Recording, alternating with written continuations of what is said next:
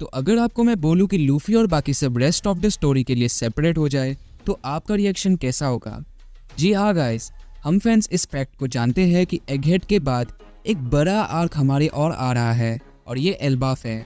Yes, Elbaf, the land of giants, the land of sun god Nika, the territory of emperor Shanks. इस video पे हम Elbaf का एक बड़ा सा सैर करने वाले हैं जिससे आपको बहुत नई चीज़ें पता ज़रूर लगेंगे। तो अब जैसे कि स्ट्रॉ हैट्स एल्बाफ के लिए निकल चुके हैं, इट सीम्स कि उन्हें फिर से एक बार स्प्लिट होना पड़ेगा। ये स्प्लिट हम सभी के लिए कंफ्यूजिंग ज़रूर हो सकता है, बट इसके कंसिक्वेंसेस बहुत बड़े हो सकते हैं। इतना बड़ा कि ये वन पीस के स्टोरी पे बहुत फास्ट चेंजेस ला सकता है। तो बेसिकली एल्बाफ पे स्ट्रॉ हैट्स के स्प्लिट होने का कारण यही है ताकि ओदा सेंसे हर एक कैरेक्टर्स को शाइन दिला सके, और स्पेशली एल्बाफ उसोप का एक ड्रीम था जो अब फाइनली पूरा होने वाला है।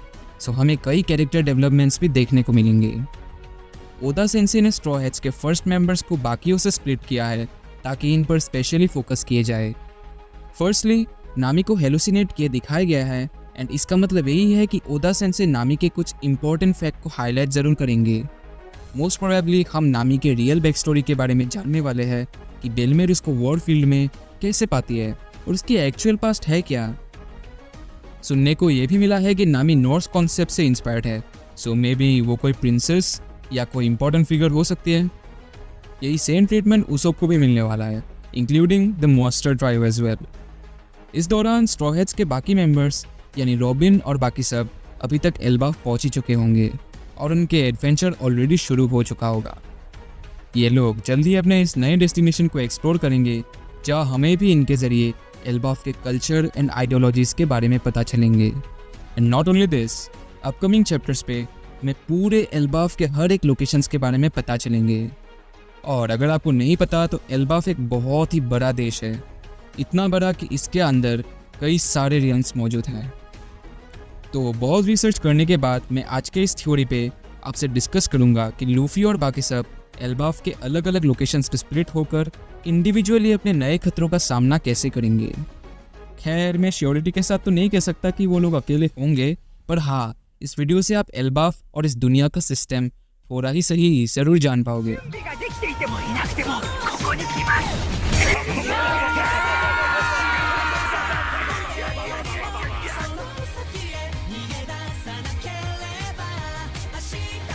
तो हमें अभी तक ये पता चल ही चुका है कि एल्बाफ नॉर्स माइथोलॉजी पे बेस्ड है। एंड अगर आपको नॉर्स माइथोलॉजी के बारे में नहीं पता तो ये एंशिएंट यूरोप, स्पेशली नॉर्वे वगैरह के कुछ ऐसे किस्सों पे आधारित है जहाँ अलग अलग गॉड्स, हीरोज़ और मॉन्स्टर्स के बारे में उल्लेख किया जाता है। एंड इसके मुताबिक एल्बाफ में 9 गॉडली रियल्म्स यानी किंगडम्स मौजूद हैं, जैसे कि एसगार्ड, फानाहेम, अल्फहेम, जोतुनहेम, हेलहेम, निफलहेम, मिडगार्ड, निदावेलिर और मुस्पेलहेम। एल्बाफ के ये सारे रियल्म्स एक बड़े पेड़ पे स्थित है जिसे यग्द्रासिल कहा जाता है। यही पेड़ इन सभी रियल्म्स के साथ बेसिकली एल्बाफ को कंस्टिट्यूट करता है। यग्द्रासिल को नॉर्स माइथोलॉजी पे द यूनिवर्स का स्वरूप बोला जाता है, जो अलग अलग रियल्म्स और अलग अलग रेसेस को जैसे कि ड्वार्फ्स, जायंट्स एटसेट्रा को बंधन में रखता है। तो चलिए शुरू करते हैं एसगार्ड के साथ। एसगार्ड को एल्बाफ का मेन रियल्म कहा जाता है जिसे लैंड ऑफ गॉड्स का टाइटल भी दिया गया है। ये यग्द्रासिल के एकदम टॉप पर स्थित है, और क्योंकि ये भगवानों का जगह है, सन गॉड निका भी फॉर श्योर यहीं से बिलोंग करते होंगे। सो लूफी का यहाँ आना तो एकदम मस्ट है ताकि वो अपने ट्रू पोटेंशियल्स को अनलॉक कर सके। एंड क्या पता, अगर लूफी का शांक्स के साथ मुकाबला हो तो लूफी अपने न्यू पावर्स का भी यूज़ कर पाएगा। या हम गियर 6 भी देख सकते हैं, पर मुझे नहीं लगता कि गियर 6 के आने के ज़्यादा चांसेस हो सकते हैं। लूफी गियर 6 से भी ज़्यादा तगड़े हम लोग को सीखने वाला है। आफ्टर ऑल ये कंट्री ऑफ गॉड जो है, और क्योंकि ये कंट्री ऑफ गॉड्स है, ऐसा भी हो सकता है कि एनएल का ओरिजिन भी यही से हो, क्योंकि वो खुद को गॉड कहता था। तो नेक्स्ट आता है हेलहेम। ये यग्द्रासिल ट्री के एकदम नीचे यानी रूट्स पे स्थित है। हेलहेम एक ऐसा जगह है जिसको नॉर्स माइथोलॉजी में आफ्टर लाइफ वाली दुनिया कहा जाता है, जिसे हेल नाम का एक दानव रूल करता है। और इतने ताकतवर ओपोनेंट से लड़ने के लिए जोरो ही सबसे अच्छा होगा, सो जोरो मोस्ट प्रोबेबली यही आएगा। हेलहेम के बाद चलिए मुस्पेलहेम में। इस रियल्म को होम ऑफ द फायर कहा जाता है। फायर की वजह से ये ऑब्वियस है कि ये जगह सांजे के लिए ही होगा ताकि वो अपने फायर वाले किक्स पर काम कर सके। नेक्स्ट आता है जोतुनहेम। इसे एल्बाफ के शान यानी जायंट्स का घर कहा जाता है। यही से ओर्स जैसे ताकतवर जायंट्स ओरिजिनेट करते होंगे। कहा जाता है कि इस जगह पर हमेशा विंटर होती है और कोइंसिडेंटली ओर्स भी ठंडे जगह पर ही मरा था। और उसोप का यहाँ आना तो एकदम बनता है ताकि वो अपने जायंट दोस्तों के साथ या खुद पे बदलाव ला सके और एक प्राउड वॉरियर बन सके, जो कि उसका ड्रीम था। और मुझे लगता है कि उसोप के साथ एल्बाफ पे बहुत कुछ बड़ा हो सकता है, आइदर उसका डेथ या फिर कुछ और। वेल, ये डेथ वाली बात मुझे कहना नहीं चाहिए, पर पता नहीं क्यों मुझे ऐसा लगता है। वेल, इसके बारे में अभी तक फोरशैडो भी नहीं किया गया इस सीरीज़ में, तो इसके बारे में हम श्योरिटी के साथ कुछ नहीं कह सकते। तो नेक्स्ट आता है वनाहेम। इसे वनीर के घर कहा जाता है। वनीर कुछ ऐसे गॉड्स है जो विजडम, वेल्थ और मेनली नेचर के लिए जाने जाते हैं। और क्योंकि वन पीस में नेचर से रिलेटेड रेस मिंग्स भी है, तो शायद उनके ओरिजिन यहीं से हो। एंड वैसे भी मिंग्स जुनेशा पे 4th सेंचुरी के एंड में कहीं से आए थे, जिसका खुलासा अभी तक किया नहीं गया। ये जगह रॉबिन के लिए परफेक्ट डेस्टिनेशन हो सकता है, क्योंकि इसी जगह पर मोस्ट प्रोबेबली स्ट्रॉ हैट्स को चौथा पॉन्ग्लिफ भी मिलेगा, जो लवटेल जाने के लिए एक आखिरी पड़ाव है। एंड क्या पता या रॉबिन को 4th सेंचुरी और वन पीस जैसे कई मिस्ट्रीज के बारे में पता लगे। और अगर जॉय बॉय भी एल्बाफ से था, तो ये जगह बहुत महत्वपूर्ण होने वाला है। नेक्स्ट आता है एल्फहेम। इसे home of the light elves भी कहा जाता है। और हमने वन पीस सीरीज़ में अभी तक पहले कभी इन लाइट एल्व्स वाले रेस को नहीं देखा, तो शायद ये एक नया इंट्रोडक्शन होने वाला है जहाँ स्ट्रॉ हैट्स इनके साथ दोस्ती करे। और क्योंकि नामी पहले भी कुमा के जरिए स्काई आइलैंड पर टेलीपोर्ट हो चुकी थी, जहाँ उसने वेदर कंट्रोल के बारे में बहुत कुछ सीखा, एल्फहेम भी नामी के लिए बेस्ट फिटेड होगा। मैं नामी का केस ज़्यादा श्योरिटी के साथ तो कह नहीं सकता, पर हाँ, नामी ही इन न्यू एल्व्स से मिलने के लिए परफेक्ट होगी। और क्या पता, इससे वो नए अटैकिंग टैक्टिक्स को भी सीख सकती है। और अगर ऐसा हुआ तो हम नामी के कैरेक्टर डेवलपमेंट्स भी देख सकते हैं। इसके बाद आता है मिडगार्ड।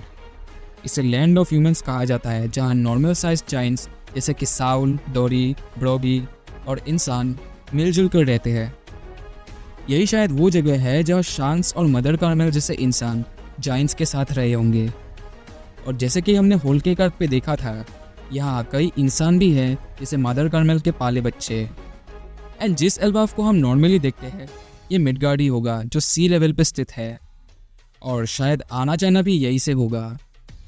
जिम्बे और चॉपर शायद से मिडगार्ड पे ही आने वाले हैं, क्योंकि ये दोनों इंसान नहीं हैं। सो मिडगार्ड आने के बाद इनमें हैवी कैरेक्टर डेवलपमेंट्स देखने को मिल सकते हैं। इसके बाद आता है निफलहेम। जोतुनहेम की तरह ये भी ठंड के लिए जाना जाता है, इसलिए इसे लैंड ऑफ आइस, फॉग और मिस्ट के नाम से जाना जाता है। इससे मुझे याद आया कि जिन येटी ब्रदर्स को हमने पंख हज़ार्ड में देखा था, वो लोग यही से हो सकते हैं, क्योंकि वो येटी भी ठंडे क्लाइमेट्स में रहना पसंद करते थे। क्योंकि ब्रूक ज़्यादातर बर्फीले हमलों का इस्तेमाल करता है, वो जा सकता है निफलहेम में।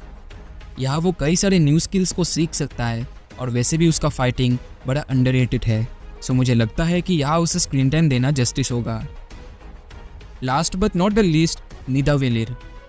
ये रियल्म यग्द्रासिल के एकदम नीचे वाली अंडरग्राउंड जगह पर स्थित है, जिसे ड्वार्फ्स का घर भी कहा जाता है।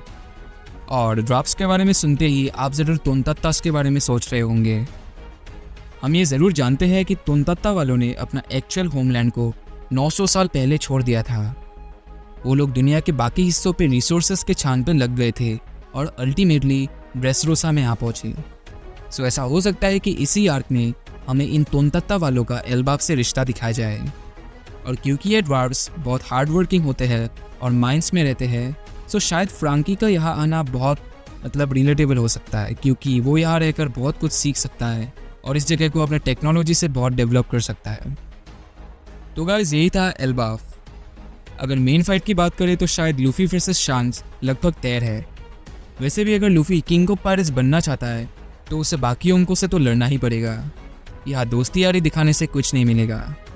और अगर ब्लैकबियर्ड और गार्लिंग जैसे कोई तगड़े ओपोनेंट आ जाए, फिर तो बात ही कुछ और है। नॉट ओनली दिस, यहाँ हर एक रियल्स में हमें बेशक नए नए विलेंस देखने ज़रूर मिलेंगे। बस ये बात तो कंफर्म है कि एल्बाफ अब तक का सबसे तगड़ा आर्क होने वाला है। बाकी आपको क्या लगता है, कमेंट्स में अपने ओपिनियन ज़रूर शेयर करें। अगर आपको ये वीडियो पसंद आती है तो एक लाइक ज़रूर छोड़ के जाए एंड चैनल पे अगर न्यू है तो सब्सक्राइब ज़रूर करें। या गेन एक्सप्लेन्स पे आपको हर वैरायटी के एनीमे वीडियोस देखने मिल जाएंगे, इंक्लूडिंग मांगा एक्सप्लेनेशंस, थ्योरीज एट्सेट्रा। तो मैं मिलता हूँ आपसे नेक्स्ट वीडियो पे, तब तक सायोनारा।